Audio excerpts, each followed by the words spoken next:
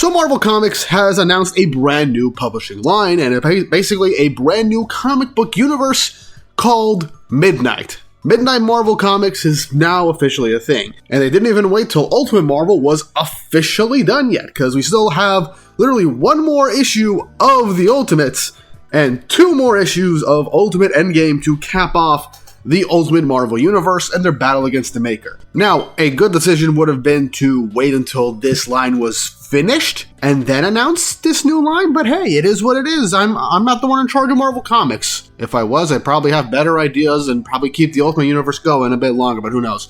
Anyway, we got not only what the baseline concept of this universe is going to be, we also have the first 3 new comic book lines and the creative teams for each of these 3 comics.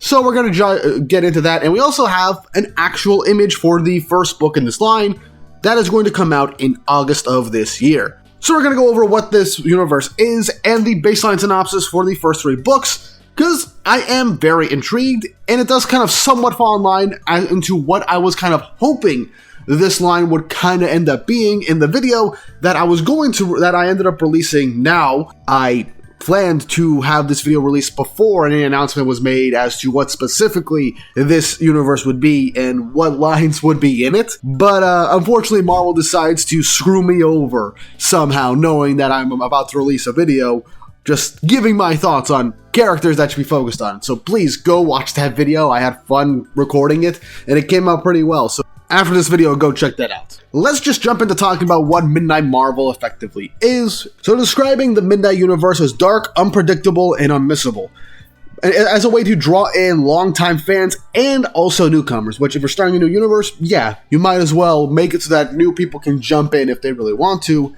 in a terrifying new world that anything can happen, interconnected with very rich lore. Saying that Marvel's most definitive modern creators are going to be given free reign to reimagine heroes with shocking twists, chilling transformations, and boundaryless creator-driven storytelling that will keep readers on edge every issue. As the 3 stories that we are getting, at least starting off this line, we'll probably get more, hopefully some characters that I would love to see, but we're getting Midnight X-Men, Midnight Fantastic Four, and Midnight Spider-Man. Honestly, 3 of the big 4 recognizable pillars of Marvel being used to start up this new universe is, at least in terms of a financial and business decision, a good one. Because while I would have loved characters like Elsa Bloodstone, Ghost Rider, Werewolf by Night, who I forgot to mention in the previous video, and most definitely Blade, to be the forerunners of this new universe, and we're going more supernatural and darker, these are characters that definitely need the spotlight. But if you want to get even casual readers or newcomers in, using titles that people kind of know just by name alone will get butts in seats. That just makes a lot of sense. I just do hope that we get those other supernatural-based characters in this universe at some point with their own comic lines, if we're not going to get long-running stories in the main universe. And the baseline concept is just to get fresh, bold ideas in an interesting world with unforgettable characters, so that the creators can delve into the darkest corners of their imagination and give birth to some of the creepiest and terrifying takes of the Marvel Universe ever seen. And this is where we get the creative teams being brought in. We have Midnight X-Men, written by Jonathan Hickman, with art by Matteo De La Fonte, and we already got cover art for the first issue, as it literally shows what looks like a vampire storm with Nightcrawler in the going up some steps. Vampire Hunter Nightcrawler. That'd be really damn cool. But yeah, the writer is definitely the big selling point for this story is because it's by Jonathan Hickman. He is one of Marvel's biggest writers, and obviously he's the guy that over the last couple of years Marvel has kind of gone to for like massive retcons and like soft reboots. He's the man behind the entirety of the Secret Wars event that soft reset the Marvel Universe and helped bring Miles and other Ultimate Universe characters like the Maker into the mainline universe, and he was basically the main architect for the Krakoa era of X-Men, so which I am currently reading through myself and I am enjoying very much. So if you want to get somebody to have new, fresh ideas for the X-Men, yeah, Jonathan Hickman does feel like the best person to do it right now. And for the selling line for Midnight X-Men is this. The clock strikes midnight, and it's the dark dawn of a new era, beginning with Midnight X-Men. The shadows of New York City are stalked by vampires and the mutant empires. The sword of Damocles hangs over the peace between these two species and the factions within them. An outright war is brewing, and the unturned will be caught in the crossfire. And Jonathan Hickman himself is saying he's incredibly excited about this project, and it's the most excited he's been in years. As when he came up with Midnight X-Men, it aligns perfectly with the type of stories he likes to tell. Rich, open-ended mythology that he can equally mix with old and new ideas, and is something that feels familiar and original. So what this looks like is that we're going to be, again, New York focused, obviously, and this is the X-Men. It's going to be basically a war between vampires and mutants, with regular people kind of in the middle, whether they be mutants or regular people. So I'm very curious about this, and based off of the cover image of issue 1, maybe Storm will be the vampire queen, for all we know, and she won't be a hero in this. Or maybe she was, but then got turned, and then eventually became like one of the higher-ranking vampires, or whatever. And now Nightcrawler might be the leader of this group of X-Men going into this right now. We're not going to be focusing on X-Men looking for coexistence and equality with humans, but in a seemingly never-ending war against vampires. And since Jonathan Hickman knows how to make open-ended lore, and is pretty damn good at world building, I'm incredibly excited for this. This is actually something that I'm really damn cool with seeing, and I cannot wait to see, because the X-Men is one of the main groups of Marvel that can blend into literally any genre. And the supernatural-based aspect of it, I'm really hyped for, and I cannot wait to see it, especially if Nightcrawler is a main character in it, a main leader-type character. That would be really cool. Next up, we have Midnight Fantastic Four, written by Benjamin Piercy, with art by Kev Walker, and it's supposed to come out September 2026. Forgot I mentioned August 2026 was Midnight X-Men. Now, Benjamin Piercy is also a Marvel veteran. The man has made a bunch of X-Men books, in particularly X-Force, and has done some Wolverine as well, while also doing a couple of stuff like Hellverine, and even some Deadpool and Ghost Rider stuff in particular. So if we're going supernatural with it, since he's done Ghost Rider, I'm pretty happy with it. I actually haven't read anything that he's made outside of Hellverine and X-Force from the Krakoa era, so I still have a lot more stuff to look into, but X-Force, Wolverine, and Hellverine from the Krakoa era of X-Men, yes, I have read. And he's also done for DC, the Teen Titans run for DC Rebirth. So we got a couple of things that he's made that I've read and I have, in fact, enjoyed. He also did Predator vs. Spider-Man and Predator vs. Wolverine and Predator Kills the Marvel Universe and Predator vs. Black Panther. He did a lot of Predator stuff too. So in terms of like writing some really cool, interesting action set pieces, I would very much follow this guy. But the tagline for Midnight Fantastic Four is this: an obsessive scientist delves into the secrets of the universe, perhaps best left unknown to mankind, leaving himself and 3 others warped in strange and horrifying ways. What horrible secrets lie in the new dimensions they have discovered? And can humanity survive the discovery? And Percy's comments on writing a Midnight Fantastic Four and writing into it says that if you've read my work, you know that I see the world through a dark, disturbed lens. To me, it's always midnight. And when Hickman called me, it was from a landline in the basement of an abandoned house with the wires cut. Blood poured from the receiver into my ear. I said yes. Piercy does have a disturbed mind and sense of humor. Oh man, the man is actually pretty hilarious when you think about it. And he goes on to say that when I imagined this version of Marvel, a terrifying poison universe, my mind immediately went to the Fantastic Four. This is a title I have always loved, but would never be allowed to write otherwise.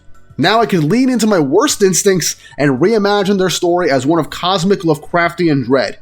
I am joined to this by visionary Kev Walker, who is hard at work bringing a new origin story for Marvel's first family to Screaming Life. I can't wait to share our nightmares with you.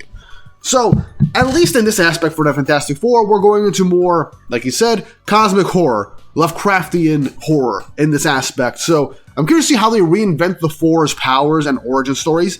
Obviously, Reed being a mad scientist, especially in this darker universe, makes a lot of sense. I do hope they try and be heroes not in this aspect and try, or maybe like fight against these darker impulses from the shadowy dimensions that they're exploring, because the Fantastic Four are explorers at their core. So I'm curious to see where he's going to lead into this. He has written some pretty dark and disturbing stuff in these aspects, And he has also got a dark sense of humor based off of his comments on this. So I am interested in Midnight Fantastic Four. It could be something really cool and interesting, or it could just be something that feels like it's going to be dark and disturbing for just the sake of it. But I got faith in Benjamin Percy. I've read a few of his works, and I am confident he'll do a good job with it. Especially since he is incredibly excited for it, and seemingly Marvel's giving everybody free reign. And the last line that we are getting in the Midnight Universe so far is Midnight Spider-Man, written by Philip Kennedy Johnson, with art by, I'm probably going to butcher this, Cy Tronk. Again, let me know if I pronounced that wrong. I'm pretty sure I pronounced their name wrong. And it's coming on sale October 2026. Now, Philip Kennedy Johnson has written a good chunk of stuff. He's written a lot of the more recent Superman and Action Comics books. He's also written the previous Incredible Hulk book that has just ended, and I'm actually rereading Immortal Hulk so I can get to this line because of Infernal Hulk that's going on right now, because I do want to make some videos on how Hulk lore has just been changed drastically over the last decade. But that aside, he has also done some very good work, and since he has done Superman and has done some good work with Superman, I do trust him to write Spider-Man. But this is a darker take on the character and his mythos, so I'm curious to see where he's going to lead into this. So when it comes to Midnight Spider-Man, the base synopsis is a young Peter Parker is transformed into a hideous spider hybrid by the ruthless Oscorp Corporation in the pursuit for eternal life. When Oscorp begins to use the secrets unlocked by his mutation to create more animal-human hybrids, Peter embraces his grotesque new form to stop them. So, this is basically going to be like Peter is turned into a human experiment. He gets free, but due to these experiments, Oscorp is making all of his rogues in this pursuit for eternal life, and that's how we're going to get the Midnight Green Goblin. So, this is definitely going to be more of a body horror for Spider-Man.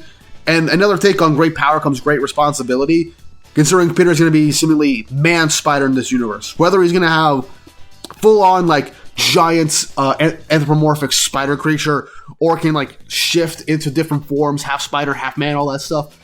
Have to wait and see. We still have no artwork to be shown of this just yet. It is coming out in October, so we got at least 5 months until this comes out, so we'll definitely get artwork at some point. But either way, this does seem interesting. But Johnson's comments on this say that the work we're doing right now on the Midnight Line feels like history being made. We're all bringing creator-owned sensibilities to our projects, we're redefining boundaries, we're reinventing these timeless characters in a way that's never been done. Midnight is nothing like the main line, nothing like the Ultimate Line. You will see things in these books that shock you. You don't take on a job like reinventing Spider-Man to go halfway.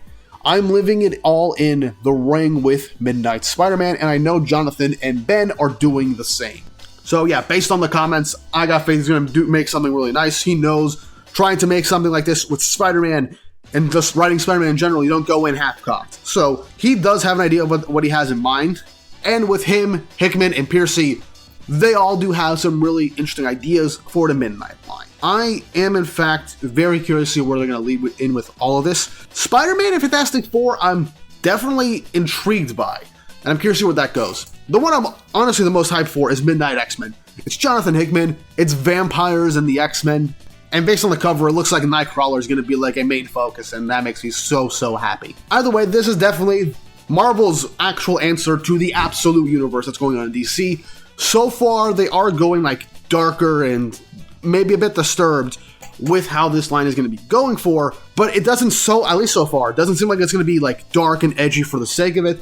They are being given seemingly actual creative freedom to do what they want for this new universe, build it out from scratch, have its own open lore that can be freely explored, as well as having the potential for interconnectivity being brought in.